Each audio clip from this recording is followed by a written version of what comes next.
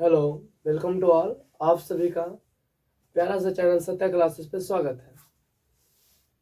आज हम सबका क्वेश्चन प्रैक्टिस का एक टॉपिक है यूक्लिड विभाजन एल्गोरिथम। यूक्लिड विभाजन एल्गोरिथम को हम किस तरीके से लिखते हैं, कैसे उसे हल करते हैं, उसमें क्या होता है, उसका कुछ कंसेप्ट और उसके साथ क्वेश्चन करेंगे हम। तो हम यूक्लिड विभाजन एल्गोरिथम से आज हम कुछ क्वेश्चन का अभ्यास करेंगे जो कम से कम एग्जाम में 2 या 3 मार्क्स का ऑब्जेक्टिव सब्जेक्टिव मिला के 2, 3, 4 मार्क्स का पूछ लेते हैं।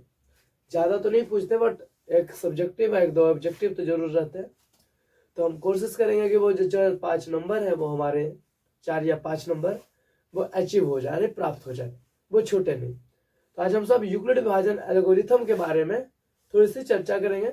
उसके बाद अगर यूक्लिड विभाजन एल्गोरिथम अगर हम बढ़िया से समझ कर आगे बढ़ पाए तो फिर हम चलेंगे कि शांत शांत का कंसेप्ट में लेकर। तो हम ये जो 5, 6, 7 नंबर का क्वेश्चन है आज हम खत्म कर लेंगे। कोशिश करेंगे कि कम से कम समय में हो, क्वेश्चन प्रैक्टिस ज्यादा हो। चलिए देखते हैं। हम सबका आज है यूक्लिड विभाजन एल्गोरिथम पर आधारित प्रश्न का अभ्यास। अभ्यास का मतलब है ना, प्रैक्टिस करेंगे हम। कहता है यूक्लिड विभाजन क्या है, पहले हम इसे समझ ले थोड़ा, उसके बाद हम चलते हैं। आप बचपन में या बचपन से आज तक भागा सीखते आ रहे होंगे, 3 क्लास से 4 क्लास से। डिवाइड जिसे हम भागा बोलते हैं अपनी भाषा में। तो जब हम भागा बोलते हैं तो हम एक छोटी सी भागा से आपको समझाना है ना, समझाते हैं पहले कि मान लीजिए हमने क्या किया कि ये 2 लिया और 2 से डिवाइड 5 में दिया, यानी 2 से भागा 5 में दिया। तो 2 दूनी 4, ये कितना बच गया 1। अब भागा जांच करने बोले, अगर जांच किया जाए कि सही है या गलत, चेक कीजिए। तब क्या करते हैं कि ये दो जो बाहर में है खड़ा है ना, बाहर में जो है, ऐसा समझिएगा, जो बाहर में है वो दोनों को मल्टीपल कर देते हैं, गुना कर देते हैं, और जो नीचे में बचा हुआ है उसे क्या करते हैं, आप जोड़ देते हैं। ऐसे में इतना करने के बाद ये दोनों को गुना करने पर, इसे जोड़ने पर, इतना करने, ये 2 प्रोसेस करने के बाद ये क्या आता है, अगर 5 आ जाता है तो हम कहते हैं कि है ना 2 दूनी 4 प्लस 1 5 बराबर 5 अगर आ गया तो हम क्या कहते हैं कि भागा हमारा क्या है, सही है। बस ये जो जांचने की विधि है, ये जो जांचने की विधि है, हम विभाजन है ना भागा का विधि कह सकते हैं। भागा का क्या है, विधि है, जांच करने की क्या है, विधि। तो इस विधि को ना यूक्लिड जो आए, यूक्लिड एक मैथमेटिशियन थे, यूक्लिड आए, उन्होंने कुछ इस तरीके से एक्सपैंड किया, बोला कि यूक्लिड विभाजन एल्गोरिथम जो है विभागा का एक विधि है, जांच करने की एक विधि है। उन्होंने बस जांचने की एक फॉर्मूला दे दिया, जांचने का क्या कर दिया, फॉर्मूला दे दिया। इसलिए हम यूक्लिड विभाजन का मतलब भागा को जो जांचने की जो विधि है उस पर जो आधारित है, उसे कैसे है ना आगे बढ़ाया जाए, किसने दिया था, यूक्लिड ने। इसलिए हम यूक्लिड विभाजन एल्गोरिथम बोलते हैं। तो यूक्लिड विभाजन एल्गोरिथम एक भागा की जांच करने की विधि पर आधारित है, जो जांच करते हैं और फिर आगे चल के हम उससे मसा को भी प्राप्त करते हैं। तो यूक्लिड विभाजन एक मात्र ऐसी विधि है जो बहुत सिंपल है और उससे हम क्या प्राप्त करते हैं, मसा प्राप्त करते हैं। लसा की बात करें तो लसा हम भाग विधि से प्राप्त नहीं करते, हम उसे गुणनखंड विधि से प्राप्त करते हैं। तो लसा और मसा दोनों में अंतर है। लसा जो है आप गुणनखंड विधि से सिर्फ प्राप्त कर सकते हैं, परंतु मसा जो है जिसे हम HCF बोलते हैं, हाईएस्ट कॉमन फैक्टर बोलते हैं, वो जो मसा है यानी महत्तम समावर्तक, उससे हम लसा और भागा और गुणनखंड दोनों विधि से प्राप्त कर सकते हैं। इसलिए जब दोनों विधि से प्राप्त करते हैं तो पूछा जाता है कि ऐसी कौन सी चीज है जो यूक्लिड विभाजन एल्गोरिथम से प्राप्त कर सकते हैं। तो यूक्लिड विभाजन एल्गोरिथम से हम मसा प्राप्त कर सकते हैं, क्योंकि मसा प्राप्त करने की एक विधि भाग विधि है, और भाग विधि से हम मसा ही निकालते हैं, लसा नहीं निकालते। इसलिए पूछा जाता है यूक्लिड विभाजन एल्गोरिथम से क्या मिलता है हमें, तो हमें मसा मिलता है। अब समझ में आया क्यों मिलता है, क्योंकि मसा भाग विधि से निकाल सकते हैं, लसा को भाग विधि से हम नहीं निकाल सकते। इसलिए हम कहते हैं कि मसा एक है ना, यूक्लिड विभाजन एक विधि है किसे निकालने की, मसा निकालने की। तो आप याद रखिएगा, पहला ऑब्जेक्टिव कभी कभी पूछता है आपके पास कि यूक्लिड विभाजन एल्गोरिथम से किसे प्राप्त करता है, तो यूक्लिड विभाजन एल्गोरिथम से हम मसा को प्राप्त करते हैं, यानी मसा ज्ञात करते हैं। देखते हैं कैसे कैसे। अब इससे क्या बोला यूक्लिड विभाजन, आप थोड़ा सा सोच के देखिए कि यहाँ पे हमने इसे क्या बोलते हैं, भाज्य बोलते हैं। क्या बोलते हैं, भाज्य। ये जो 5 है ऐसे में लिखते हैं। यहाँ जो हो गया जिसमें हम भाग्य देते हैं ना, उसे हम भाज्य बोलते हैं। हम क्या बोलते हैं, भाज्य। जिससे देते हैं उसे भाजक बोलते हैं, और जितना आता है उसे भागफल बोलते हैं। गलती से सब भ से ही शुरू है इधर। एक लास्ट जो घट के आता है उसे शेषफल बोलते हैं, शेषफल। तो आपने क्या देखा कि ये जो बाहर में खड़ा है कौन कौन, भाजक गुना भागफल, भाजक गुना भागफल। फिर क्या करते हैं, जोड़ते हैं किसको, शेषफल को, शेषफल। तो क्या आना चाहिए, भाज्य आना चाहिए। तो यही आपका फॉर्मूला होता है, भाज्य बराबर भाजक गुना भागफल प्लस शेषफल। एक नॉर्मल सी बात में आप याद रखें कि बाहर बाहर वाले का मल्टीपल कर देते हैं, यानी गुना कर देते हैं, और इसे जोड़ देते हैं तो इसके बराबर आनी चाहिए। हम इससे क्या कहते हैं कि जो ये जो सबसे पहले है, ये पहले आ रहा है इसलिए हम इसका नाम ए रखते हैं, तो हम इसको ए बोलते हैं। ये अब इसके बाद सबसे पहले कौन आ रहा है, इधर इधर की दुनिया में बी, भाजक, तो हम इसको बी बोल देते हैं, तो हम इसको बी बोल देते हैं। और मल्टीपल है तो मल्टीपल है। इसको नाम क्या नाम देते हैं, बहुत अच्छा नाम देते हैं क्यू, क्यूसेट है ना, क्यू। तो क्यू हो गया ब्रैकेट 1, तो ब्रैकेट 1 प्लस शेषफल, शेषफल को क्या बोलते हैं, आर, तो ये हो गया आर। अब यहाँ पे कंडीशन आता है कि जो आपका शेष है, अब देखिए शेष किससे बड़ा है, जी कभी जीरो भी आ सकता है, जैसे पूरी पूरी संख्या अगर कटने वाली हो, सॉरी, तो ये जीरो भी आ सकता है। तो आर क्या हो सकता है, आर जीरो हो सकता है, अब कॉस हो सकता है। क्या जीरो से छोटा भी हो सकता है, नहीं, माइनस में शेष बचेगा कभी नहीं। इसका मतलब आर जो है जीरो से बड़ा भी हो सकता है, आर कभी कभी जीरो के बराबर भी हो सकता है। दूसरा कंडीशन है, क्या हम कभी ऐसे भी कर सकते हैं कि 2 बार में लगाए और यहाँ 3 लिख दें, और ये भागा सही है। गुणा करने पर आ रही अलग बात है, बट भागा ये क्या सही है, नहीं, क्योंकि यहाँ जो है ये जो बी हमने माना है, ये आर उससे बड़ा नहीं होना चाहिए। बी हमेशा अगर यहाँ जो है 2, 3 या 6 लगाते तो यहाँ 1 बचता। क्या इससे बड़ा आ सकता है, अगर इससे बड़ा आएगा, सोचिए इससे अगर बड़ा आ जाएगा शेषफल, तो हम भागा नॉर्मली गलत है ना, और लगा सकते थे हम। इसका मतलब 20 से बड़ा यार होनी नहीं चाहिए। नहीं समझ रहे, जैसे यहाँ से मैंने भागा दिया, अब यहाँ पे ही बच गया 5 या 3, इसका मतलब है यहाँ पे कुछ लिखेंगे, यहाँ पे मान लेते हैं, यहाँ पे बच गया 3, इसका मतलब है कि 2 से ये बड़ा बच गया, शेष बड़ा नहीं बचना चाहिए। अगर बड़ा बच रहा है इसका मतलब हमने भागा क्या किया है, गलत क्या है, हमने एक बार में और ट्राई करना चाहिए तो भागा लगाने के लिए, ऐसा नो। तो यहाँ पे जब मैंने 2 से डिवाइड किया तो ये 3 बार में लगा, ये 1 बचा। इसका मतलब यहाँ से हमेशा छोटा होना चाहिए, भाजक से शेषफल क्या होना चाहिए, छोटा। इसका मतलब ये जो b है और ये जो r है, b हमेशा बड़ा होना चाहिए किससे, r से, बराबर भी नहीं होना चाहिए। अगर बराबर बच रहा है तो समझ रहे हैं आप, बराबर बच रहा है इसका मतलब एक बार और लगाते हैं आप। अगर ऐसे आप करते हैं तो 2 1 हम 2 ऐसे लगाएंगे, ये गलत हो गया।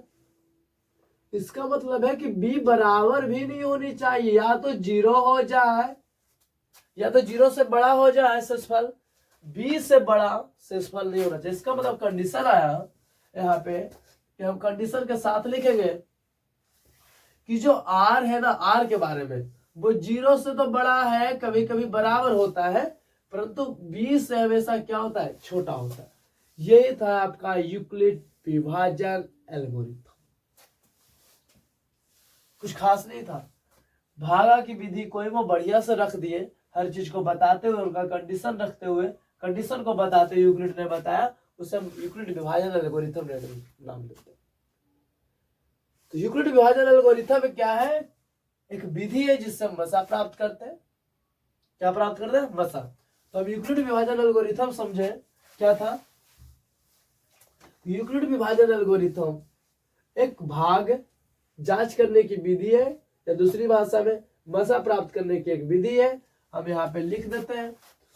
इसी चीज को क्या कह सकता हूं कि भाज्य बराबर भाजक, इसको कह देते हैं, इसको हम ए बोलते हैं, इसे बी, भाजक गुना भागफल जिसे हम क्यू बोलते हैं, प्लस शेषफल जिसे हम आर बोलते हैं। और यहाँ कंडीशन देते हुए, ये कंडीशन है आपका, शर्त है इधर, क्या नहीं होनी चाहिए, ये शर्त है इधर।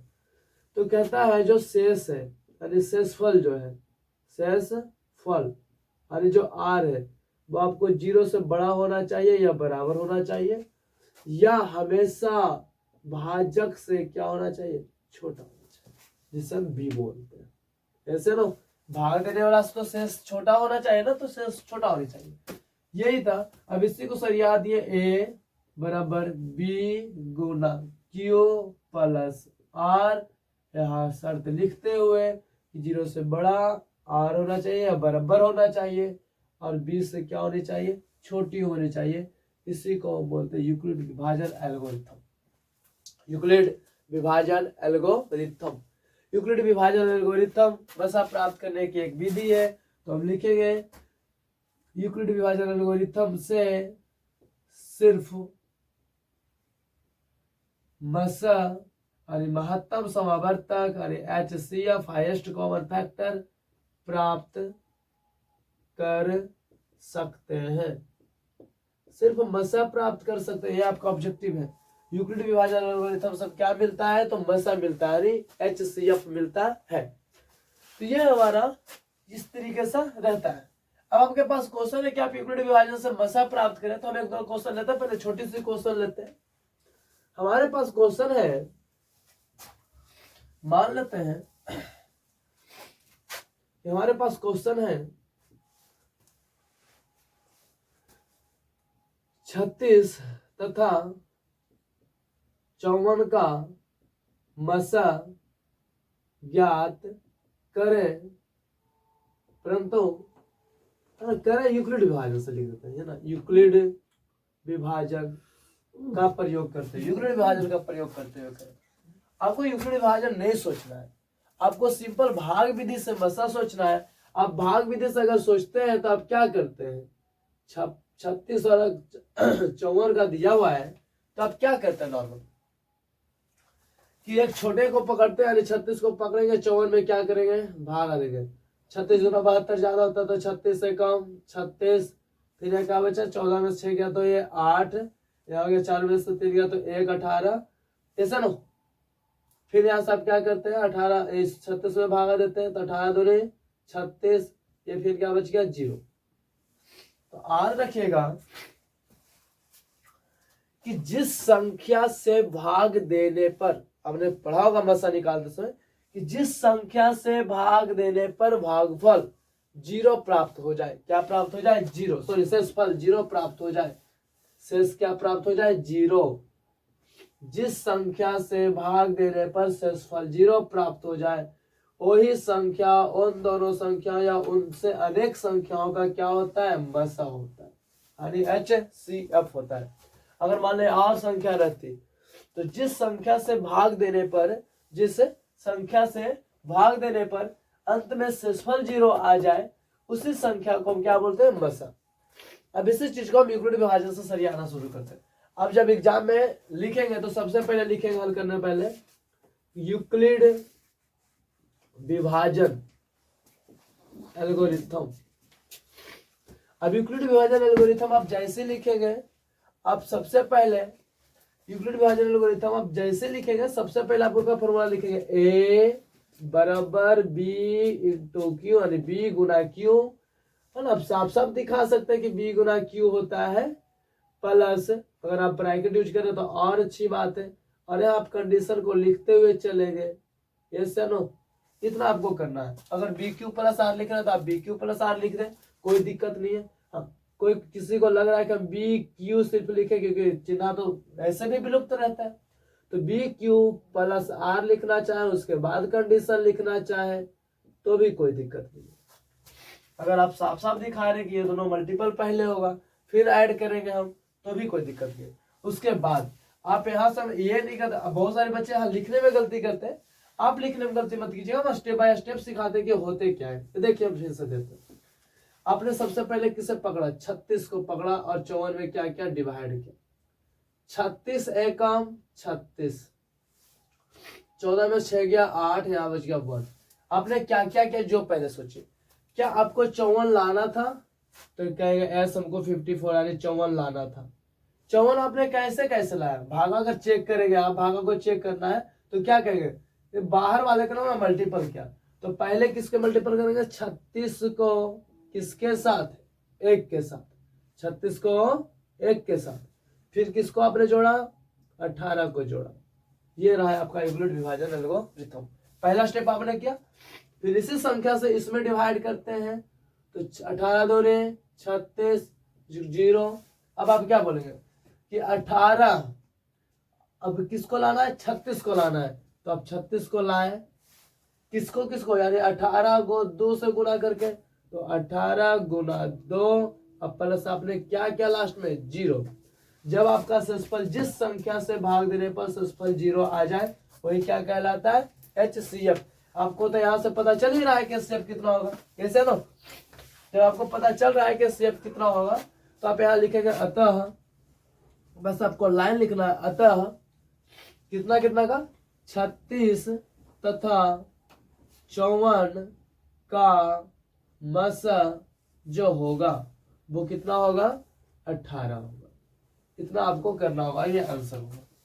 ये आपको पहले देखिए, ये नहीं हम करें कि आप बना नहीं सकते, हल कर सकते हो आप, बट ये लिखने का जो तरीका आपको 2 नंबर में, अगर ये आपने नहीं लिखा ये लाइन तो आपको इस पर एक ही लाइन मिलेगी।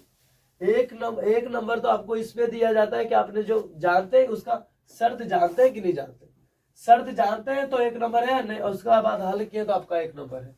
तो आप शर्त को हमेशा लिखे, और शर्त हमेशा थोड़ी आसानी है, कोई हार्ड नहीं, BQ प्लस R जो होना चाहिए 0 से बड़ा या बराबर या B से छोटा होना चाहिए। ये क्वेश्चन थे हम सबके पास। अब आगे हम चलते हैं थोड़ी से, नेक्स्ट क्वेश्चन हम सबके पास है, मान लेते बनाते हैं।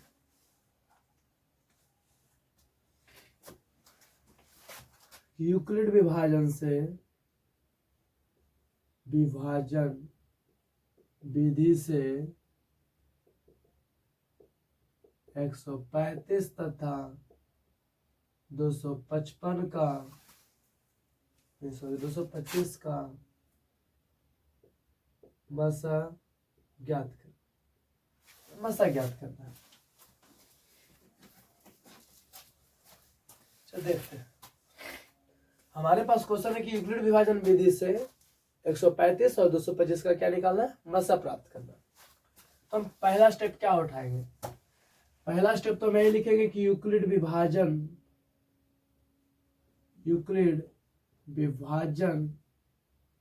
एल्गोरिथम लिख दीजिए, अच्छी बात है। से अब उससे क्या होने वाला है, तो सबसे पहले हमारी दुनिया तो खुद ही है, A बराबर VQ प्लस R। ये कंडीशन को लिखते हुए, हाँ कंडीशन बहुत जरूरी है, आपको कभी कभी एग्जाम में कंडीशन पूछ बैठता है कि कौन यूक्लिड विभाजन है ना, यूक्लिड विभाजन एल्गोरिथम का कौन सा है जो सही है। अब आपके पास ऑप्शन दे देगा तो आप हमेशा याद रखिएगा, R जो है 0 से बड़ा होना चाहिए या बराबर होना चाहिए, बट 20 से छोटा होनी चाहिए। यानी कि आपको देखने में एक जैसे लगेगा, यहाँ पे आपको लगेगा कौन सा दिक्कत है, ऐसे तो है, कभी कभी तो आपको ये भी दिखा देगा ऐसे, तो आपको दिखने में एक जैसे लगेंगे सब, थोड़ा सा ही का अंतर दिखेगा सब में। इसमें देखिए तो हम दोनों सेम है हर चीज, बस इसमें एक लाइन है इसमें एक लाइन नहीं। इसका मतलब होता है बराबर R बराबर के है ना, R B के बराबर है, बराबर नहीं हो सकता, तो यहाँ पे दोनों क्या है, सही। और ये अगर 20 से बड़ा R ही होगा, ये भी संभव नहीं, R कैसे बड़ा हो जाएगा। ये कंडीशन कभी कभी ऑब्जेक्टिव में डालते हैं, इसका भी ध्यान रखिए। अब हमारे पास कितना का 135 यानी 135 से भागा देंगे 225। अब क्या करेंगे आप, सबसे पहले डिवाइड कीजिए। अगर 135 को 2 बार लगाएंगे तो 270 आ जाएगा, ऐसा ना। इसका मतलब कम से कम एक बार तो जरूर लगाएंगे, और एक बार लगाएंगे तो आएगा 135 माइनस 5 में से 5 गया 0, ये जाएगा 2, यानी 12 में से 9 जाएगा 3 जाएगा तो 9, यहाँ हो गया 0।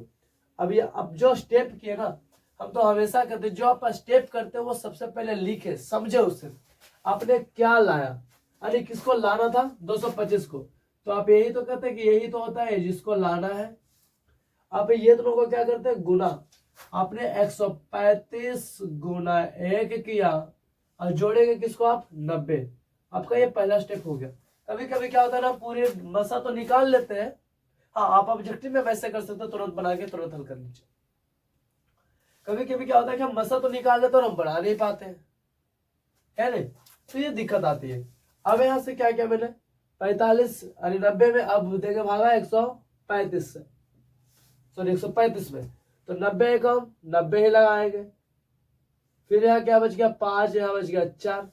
अब दूसरा स्टेप भी कर लीजिए, लाना कितना था 135 लाना था, किसको किसको गुना करके, तो 90 गुना 1। हम अगर इसे बंद कर दे ऐसे करके देखें तो क्या यही चीज है ना, 135 लाना 90 में से 1 गुना करेंगे, तो हर एक स्टेप को ना ऐसे ही अपनी तरीका से समझ के चलिए। 45 हम तो हमेशा कहते हैं कि नोट्स अपने तरीके से बनाइए, समझना आपको है। फिर आप तीसरा स्टेप कीजिए कि 90 में भागा दे देंगे, तो 45 दूना 90, ये क्या हो गया कट गया। तो आप तीसरा स्टेप करिए, अगर ये सब कुछ झाग दे आप इधर तो क्या बचा 90 लाना है, बस 90 लाना है, 45 को 2 से गुना करके 45 से 2 से गुना करके, और जोड़ किसको देना है आपको 0 आ गया। जिस संख्या से डिवाइड करने पर यानी भाग देने पर शेषफल 0 आता है वही संख्या क्या कहलाता है, मसा कहलाता है। तो मसा ऑलरेडी 45 जानते हैं, बट यहां लिखेंगे अतः 135 और 225 का मसा यानी HCF बराबर 45। ये रहा आपका यूक्लिड विभाजन विधि से प्रश्न।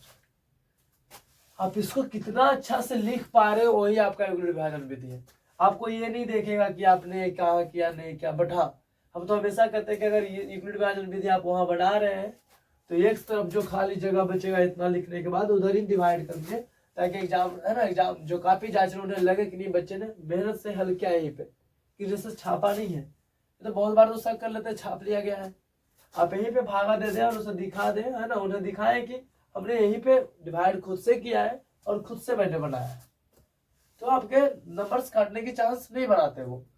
अगर ये लाइन छूट गए तो 1 नंबर ही देंगे आपको, और ये रहे तो और अच्छी बात है, वो कॉन्फिडेंस है कि हमने डिवाइड किया है। ऐसे ना आगे निकलते एक आध क्वेश्चन और करते हैं, फिर आप प्रैक्टिस कीजिए। तो बस क्वेश्चन है 250, 175, 425 यूक्लिड विभाजन विधि से मसा निकालना है, से मसा ज्ञात करें बटे 250, 175 और 425 और 425 का मसा ज्ञात करना है। हाँ मन में आपको क्वेश्चन होगा कि 3 आएंगे तो कैसे करेंगे, 4 वाले कैसे करेंगे, कुछ नहीं, जिस तरीका से आप मसा निकालते क्या है कि एक स्टेप बढ़ता चलाएगा जाएगा सिर्फ, ये सब तो हम देखते हैं क्या हम हर चीज में तो इतना लिखेंगे यूक्लिड विभाजन विधि से, ये सब जो लाइनें चेंज होंगी वो लाइनें चेंज होती रहेंगी सिर्फ। अब क्या कहता है ध्यान सुनिए, मसा निकालते समय आप किसका ध्यान रखते हैं, सबसे पहले छोटी संख्या का। क्या छोटी संख्या इसमें कौन है सबसे ज्यादा 175, आपके पास 3 संख्या है 175, 250, 425, सबसे छोटा कौन है आपके पास 175, तो आप 175 का पकड़िए, उससे बड़ा कौन है 250, आप यही करते हैं ना, तो ये 175 है कम 175, ये भागा दिए 10 में 5 गया 5, ये क्या हो गया 4, 14 में 7 गया तो ये 7, ये कैंसिल। अरे सबसे पहला स्टेप की 250 लाना है, 175 गुना 1 करना है, फिर आपको 75 जोड़ देना है, ऐसे ना। अब देखिए फिर 75 से भागा देना है 175 में, 75 दूना अगर पढ़े तो 150, तो 75 दूना 150, 3 बार में ज्यादा हो जाएगा, तो ये 150 लगाए, ये 25 सब बचा है। अगर यहाँ आप देखें ऐसे करके तो क्या करना है, 175 लाना है, किसको किसको गुना करके, 75 गुना 2, 175 लाना है, 75 गुना 2 प्लस क्या करके 25 करके, ऐसे ना, ऐसे। अब आप देखें तो फिर 25 से भागा देंगे किसमें, 75 में, 25 दिया 75, ये क्या हो गया 0। तो हमने 75 लाना है हमें 25 गुना 3 अब प्लस क्या करके 0। जिस संख्या, आप क्या करते हैं मतलब जिस संख्या से भागा देने पर 0 आ जाए उसी संख्या को पकड़ते हैं और उसी संख्या को फिर उसमें भागा देते हैं जो बचा हुआ है, ऐसे नो।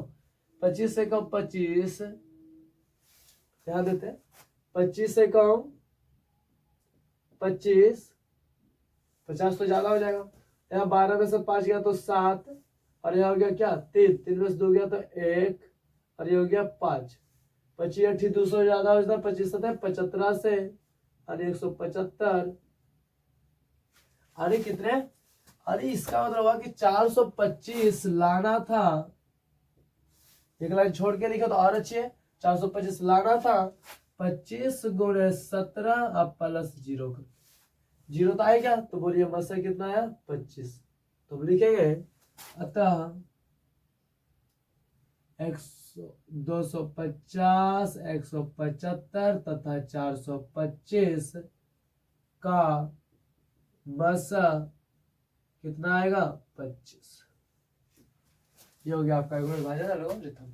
अब किससे भी रहे, अब जो भागा जिस विधि से देते जा रहे हैं आप उस विधि से सरियाते चले जाए, बस अब ध्यान ये रखना है। देखिए बहुत सारे लोग कहते हैं कि यहाँ पे जो आया उसे यहाँ रखो, फिर जो शेषफल बचा उससे भागा, तो नहीं, अब जो भागा देते जा रहे हैं आप वैसे प्रोसेस को बस लिखते जाए। ध्यान ये रखिए कि हमें लाना किससे और आगे रखना किससे, पहले ये है तो पहले ये होगा, फिर बाद में ये तो ये होगा, सिंपल प्रोसेस है। कोई जरूरी नहीं कि यहाँ वाला यहाँ आएगा फिर यहाँ वाला, कंफ्यूज हो जाते हैं हम। हमने भी पढ़ाई जब किया तो हमारे साथ जब कहते थे यहाँ वाला चीज को यहाँ लाओ फिर इससे डिवाइड करो, काफी समस्या, अगर कोई ऐसे समझा देते तो बेटर हो जाता, बट बाद में सर कोई मिले फिर बाद में समझाए तो और अच्छी दुनिया हुई। तो इस तरीके से आप यूक्लिड विभाजन एल्गोरिथम का प्रश्न हल कर सकते हैं। कुछ नोट बातें हैं जो सब नोट बात में, नोट पॉइंट में समझते हैं कि क्या क्या बात है। आप इसका जितना प्रयास करेंगे, हम तो कहते हैं कम से कम 10 से 12 क्वेश्चन प्रैक्टिस करें आज, और डेली कम से कम 2 क्वेश्चन, डेली 2 क्वेश्चन हर चैप्टर से, 2 क्वेश्चन इस टाइप का, 2 क्वेश्चन उस टाइप का, कम से कम आप 50-100 क्वेश्चन अगर डेली आप लगा रहे हैं तो आपका मैथ का रिजल्ट जो है बेटर होने वाला है, क्योंकि आपने मेहनत किया उस पर है, प्रयास किया। अब हम कुछ नोट्स पॉइंट्स हैं जिससे हम समझाते हैं। मेरे पास कुछ बातें आती हैं कि जैसे यूक्लिड विभाजन में अभाज्य संख्या का बड़ा इंपॉर्टेंट दिया है, अभाज्य संख्या, प्राइम नंबर। कभी कभी तो पूछ बैठते हैं कि निम्नलिखित में कौन अभाज्य संख्या है, प्राइम नंबर।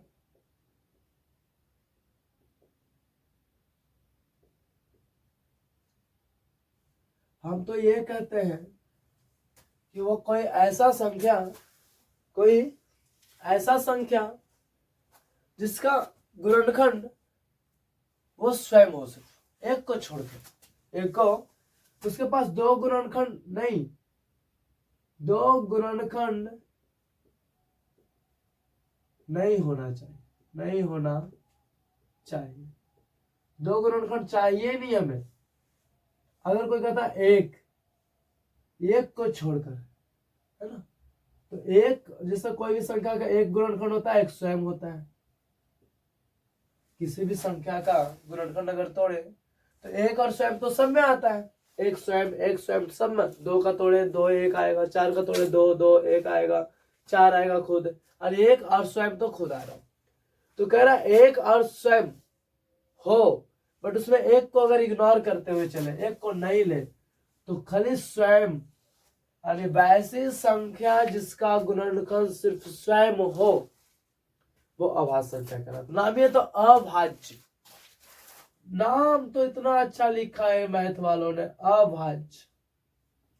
भाज्य का मतलब भागा लग जाए, है ना, वैसे संख्या जिसमें भागा लग जाए दूसरी संख्या से, कोई और है ना। इस जैसे मैंने 2 लिया तो 2 के अलावे किसी और से भी भागा लग जाए, जैसे मैंने लिया 6 तो 2 6 के अलावे खुद से तो भागा लग ही रहा है, क्या 2 से नहीं लग रहा है, 3 से नहीं लग रहा है, लग रहा है, तो उसे भाज्य कहते हैं। उसे क्या कहते हैं? भाज्य। जैसे सबसे छोटी भाज्य जो आती है वो 4 ही आती है, क्योंकि 2 भी अभाज्य, 3 भी अभाज्य, अब 4 है जो भाज्य है। तो सबसे पहला भाज्य हम सबके लाइफ में कौन आते हैं? 4।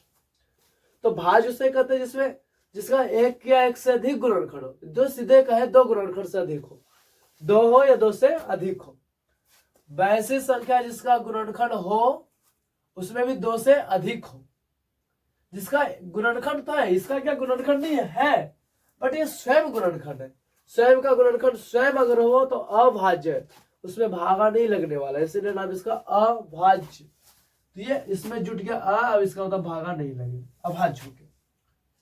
तो सिर्फ स्वयं का अगर गुणनखंड स्वयं हो, कोई संख्या स्वयं का गुणनखंड स्वयं है तो वो अभाज्य संख्या कहला रही है।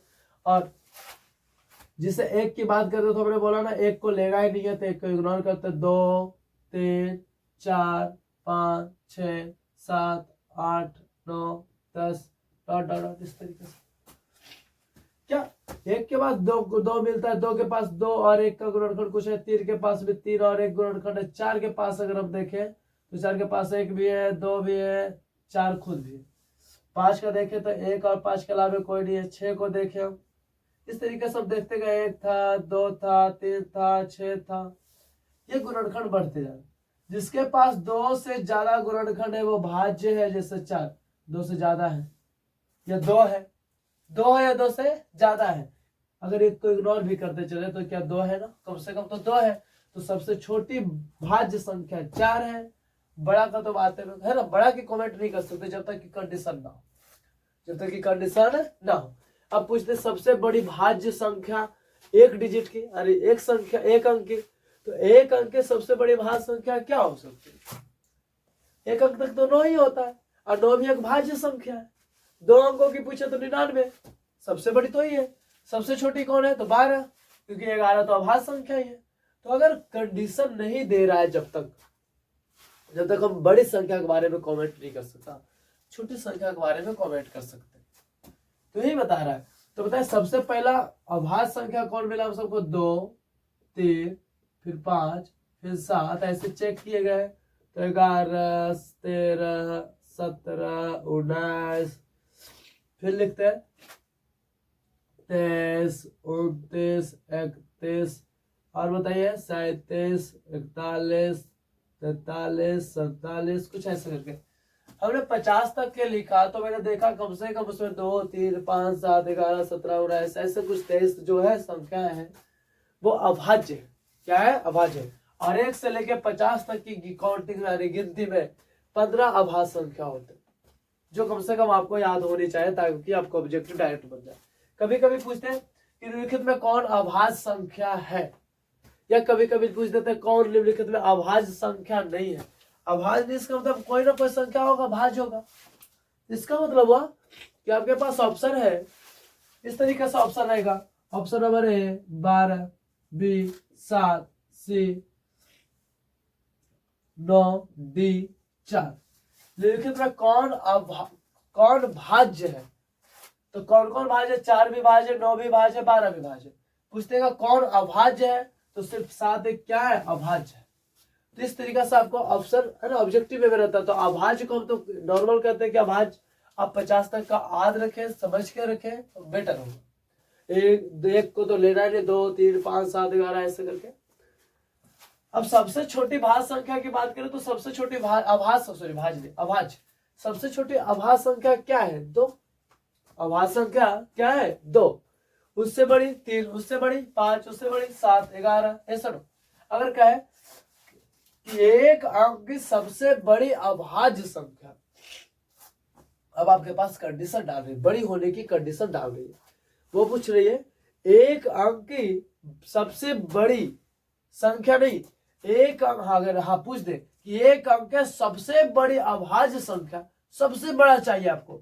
देखने में आपको लग रहा है सबसे बड़ा कहां से देंगे, सबसे बड़ा के बारे में हमें पता नहीं है, बट मैथ वालों ने कमेंट कर दिया हमें एक ही अंक की चाहिए। तो आपने एक अंक तक में क्या पढ़ा है? एक अंक तक में कौन कौन है? 2 है 3 है, 5 है, 7 है, 9 है। 9 तो अभाज्य संख्या है ही नहीं। तो हमारे लाइफ में 9 नहीं। अब जैसे मान लो 9 के 7 के बाद 11 है, क्या 11 एक अंक की है? नहीं, 2 अंक की है। उस तरीके से यहां तक लिखते जाए तो 99 क्या हुआ? 99, फिर इसके पहले 98, 97, ये सब क्या अभाज्य संख्या? नहीं, ये तो अभाज्य संख्या है नहीं, ये अभाज्य संख्या। तो अगर एक अंक की सबसे छोटी का है तो भी दो, सबसे छोटी का है तो भी दो, और दो क्या संख्या है? सम संख्या है। इसलिए सबसे छोटी सम अभाज्य संख्या भी 2। तो किस तरीके से आपको ऑप्शन में पूछ रहा है, क्वेश्चन किस तरीके से पूछ रहा है, वो आप पे डिपेंड करता है कि आप किस तरीके से उसे समझ के ले रहे हैं। अब बड़े, हमने बोला कि बड़े के बारे में हम कमेंट नहीं कर सकते। कमेंट तब तक नहीं कर सकते बड़े अभाज्य संख्या के बारे में जब तक कि वो शर्त नहीं दिया। अगर आपको शर्त दे दिया है है ना, हमें एक अंक की बड़ी संख्या चाहिए, सॉरी एक अंकों की सबसे बड़ी अभाज्य संख्या चाहिए, तो एक अंक की सबसे बड़ी अभाज्य संख्या क्या होगी? 7 होगी। 2 अंक की सबसे बड़ी संख्या क्या होगी अभाज्य संख्या में? 97 होगी। क्या 97 किसी का फैक्टर है? किसी का गुणनखंड है? वो स्वयं का है। ऐसा नो, 2 अंकों की सबसे छोटी अभाज्य संख्या 11। 2 अंकों की सबसे छोटी अभाज्य संख्या क्या है? 11 है। तो अगर इस तरीके से कंडीशन है मैथ में, तो आप किसी भी कंडीशन को हल कर सकते। तो आप इस तरीके से समझ के, और बड़े के बारे में कमेंट तब तक नहीं कर सकते जब तक कि शर्त नहीं है। जैसे कंडीशन फॉलो करता है, हम क्या करते हैं, बड़े के बारे में भी कमेंट कर सकते हैं और छोटे के भी बारे में कमेंट कर सकते हैं। तो ये नहीं कि आपको कोई पूछेगा कि सबसे बड़ी अभाज्य संख्या क्या है, तो हम सबसे बड़ी अभाज्य संख्या के बारे में ऐसे नहीं कमेंट कर सकते। सबसे बड़ी अभाज्य संख्या के बारे में तब तक नहीं कमेंट कर सकते हम तब तक कि वो कंडीशन ना दिया हो।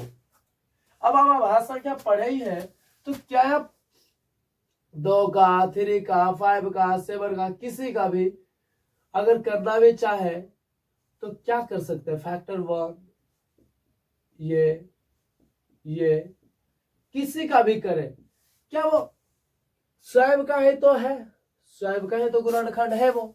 तो नहीं कुछ तो सबका कौन सा मैच करता है? 1।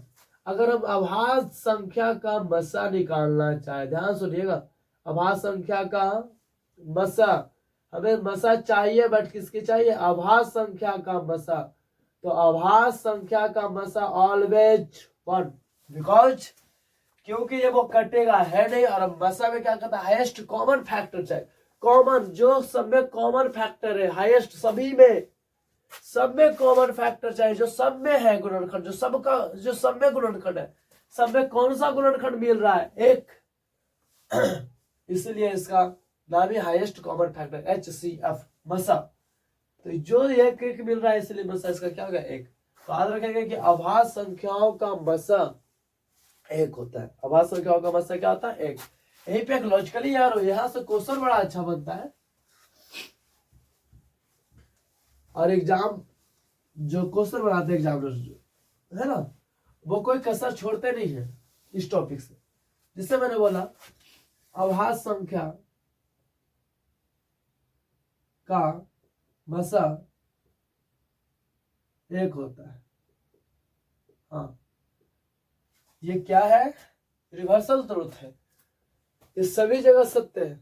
क्या अभाज्य संख्या का अगर मसा निकाले, जहां भी, मतलब ये अगर विश्व की बात करें, हमारे अपनी पृथ्वी की बात करें, दूसरे प्लेनेट पे क्या है नहीं है हमें नहीं पता, बट अपनी पृथ्वी पर की बात करें, अपनी ग्रह पर की बात करें, तो सभी जगह अभाज्य संख्याओं का मसा, प्राइम नंबर की जो HCF होगी वो क्या होगी? ऑलवेज 1 होगी।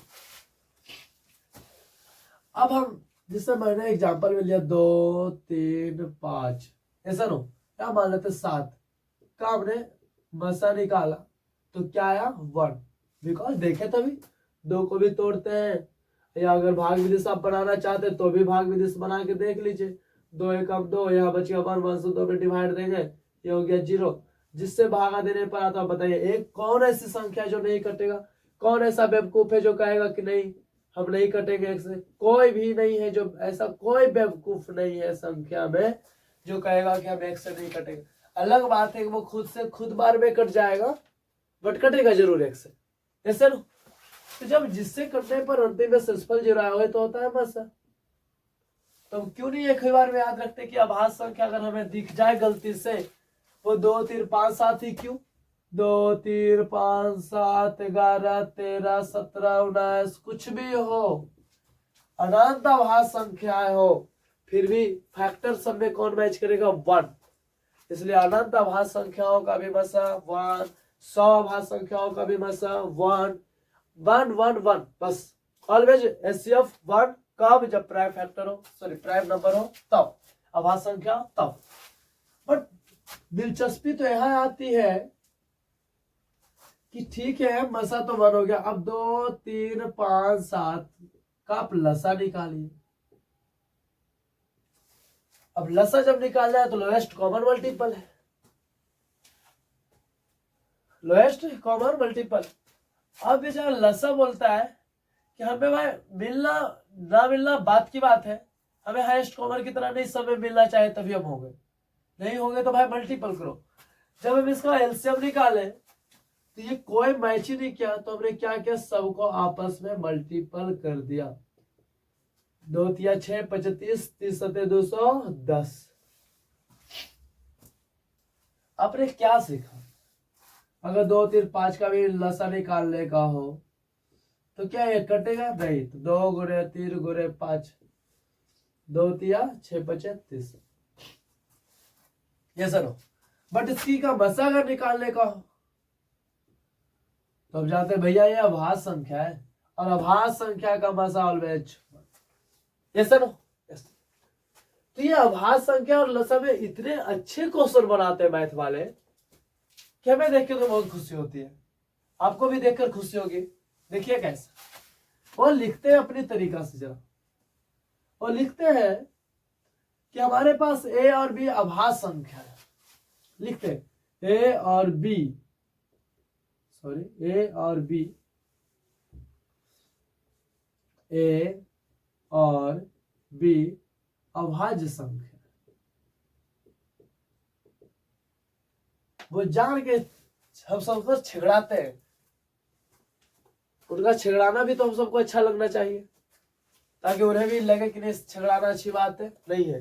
बच्चे हर छिगड़ाने पे जवाब दे ही रहे हैं, ताकि छिगड़ाना कुछ तो कम कर देंगे। तो हम सब थोड़ी अच्छी तरीके से उनकी छिगड़ाने को ना पकड़ के चलेंगे। वो बोलते हैं कि ए और बी अभाज्य संख्या है, अगर ए और बी अभाज्य संख्या है तो पूछेंगे तो मसा क्या होगा। अब आप ही बताइए कि ए और बी अभाज्य संख्या है और अभाज्य संख्या का मसा क्या होता है, 1। तो लिखिए ऑप्शन में रहेगा 1, ए बी, सी में लिखेगा दोनों, और डी में लिख देगा नन ऑफ दिस। क्या अभाज्य संख्या का मसा पूछा है, मसा कितना होता है, 1। याद रखना। लसा की बात करें, अगर इसी में मान लो तो लसा ला और सा क्या होगा, तो लसा क्या होता है, जब नहीं कोई करता था आपस में गुना, नहीं ए गुना बी, यानी ए गुना बी ए बी, लसा निकल गया। इसी में क्वेश्चन आपसे क्या कर देते हैं कि लसा और मसा है ना, लसा और मसा का अनुपात क्या है, अनुपात पूछ देते हैं। तो अब क्या लसा निकाल सकते हैं, ए और बी अभाज्य संख्या है तो क्या हुआ, ए गुना बी लसा होगा, और मसा तो भाई अब जानते हैं कि अभाज्य संख्या का कितना होता है, 1। अब लसा ए बी अनुपात 1। अगर आपको पहले मसा लिखते हैं उसके बाद लसा लिखते हैं, जैसे आप वो क्वेश्चन करें वैसे, तो पहले आप मसा लिखिएगा, आप भी फिर बाद में क्या लिखिएगा, लसा लिखिएगा। कभी कभी पूछ देते हैं अनुपात दूसरे तरीके से, इस तरीके से अनुपात नहीं, अनुपात का मतलब भी होता है भागा, अनुपात का मतलब क्या होता है, भाग, भागा देना है। तो लसा भागा मसा, क्या लसा आपको ए बी आया है और मसा में कितना है, 1। अब ए बी से डिवाइड कर भी दिएगा तो आप क्या दिक्कत, कोई दिक्कत नहीं। वो पूछने का कुछ भी पूछ सकते हैं, ये भी पूछ सकते हैं कि ए और बी अभाज्य संख्या, तो पहला कंडीशन हमारे पास है कि बताइए लसा और मसा का योग क्या होगा। लसा कितना है आपके पास, ए बी, अब ये मसा कितना है, ये दोनों को जोड़, ये दोनों जुटेगा नहीं, ए बी +1 हो जाएगा, ए बी +1। पूछ देंगे अंतर क्या होगा, तो ए बी -1, पहले अगर लसा है तो ए बी फिर माइनस। गुणनफल क्या होगा, कुछ भी पूछ सकते वो, उनका मन। तो ए बी लसा गुने मसा 1, A B Guna A B. तो अभाज्य संख्या का जो लसा और मसा जो निकालने पर क्वेश्चन है, तो कुछ दिन के बाद भी देखेंगे। याद रखिएगा, हम सबके पास जो नियम आता है कि लसा गुणे मसा बराबर ए गुना बी, आता ना हम सबके पास, लसा गुणे मसा बराबर ए गुना बी, वो कब वैलिड होता है? तो यहाँ पे लिखा जाता है ए और बी अगर धनात्मक पूर्णांक हो तो। अब वो दो धनात्मक पूर्णांकों के लिए लागू होता है ए और बी, बट हम कहते हैं अगर ए और बी और सी है, अब लसा गुने मसा क्या इक्वल टू ए गुना बी गुना सी नहीं होगा। हमारा कहना है कि मान लेते हैं जैसे बुक में जो लिखते हैं कि दो संख्याओं के लिए लसा गुना मसा वैलिड है, लसा गुने मसा एलसीएम गुना एचसीएफ बराबर ए गुना बी। और यहाँ बताते हैं भाई जिस संख्या का हम इसके आगे चर्चा करेंगे ये गुना बी। मैंने लिख दिया LCM A B C D HCF A B C D बराबर ए गुना बी गुना सी गुना डी।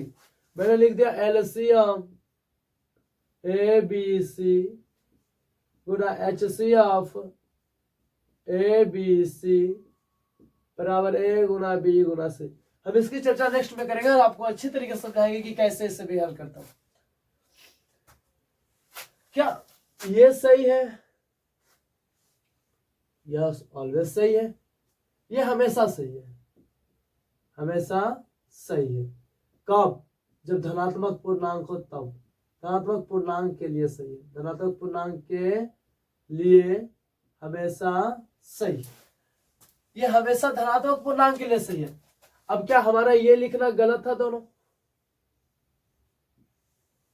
हम बोले हमारा गलत तो नहीं है, because depend upon the condition. ये धनात्मक पूर्णांक के लिए हमेशा सही है। कोई भी धनात्मक दो को ले लीजिए, हमेशा सही है। कोई भी धनात्मक पूर्णांक ले लीजिए, ऑलवेज सही है। ये भी धनात्मक चाहिए, मुझे धनात्मक चाहिए, बट इसमें कंडीशन है। एक रहे या 1 से 10 रहे, 20 रहे, 50 रहे, 100 संख्याएं हो, परंतु ये तब सही है जब ये अभाज्य संख्या। क्या हो? अभाज्य संख्या। अगर धनात्मक अभाज्य संख्या है तो 1 2 3 4 5 कितने भी डिजिट का ले लीजिए, सब सही हो जाएगा। कल दिखाएगा कि कैसे सही होता है। आप सोचिए थोड़ा सा, क्या एलसीएम तो गुना करने में वही आएगा जो ए बी सी है। एलसीएम इसका क्या है? जैसे छोटी सी एग्जांपल है, अगर हम 3 डिजिट का, तो हमने देखा 2 3 5, इसका हम लसा निकाले एलसीएम, अरे एलसीएम निकाले तो क्या आया? 2 गुने 3 गुने 5, अरे ये सरो यही आएगा ना। अगर इसका मसा निकाले एचसीएफ, तो अभाज्य संख्या का मसा क्या होगा? 1। क्या लसा, और फिर क्या किया हमने? गुना किया ए बी सी को, तो क्या यही ए था, यही बी था, यही सी था। मसा अभाज्य संख्या का 1 होता है। लसा में मसा से गुना करने पर क्या प्रभाव पड़ा? कोई प्रभाव नहीं पड़ा। और फिर वही ए बी सी ही तो लसा थी, उसी को फिर उधर गुना किया, तो 2 गुने 3 गुने 5 लसा थी और 1 मसा थी। और हमने क्या किया? जो संख्या लिया उसे मल्टीपल कर दो, 2 गुने 3 गुने 5।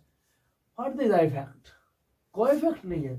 30 = 30 कब वैलिड है? जब अभाज्य संख्या ओनली, तब।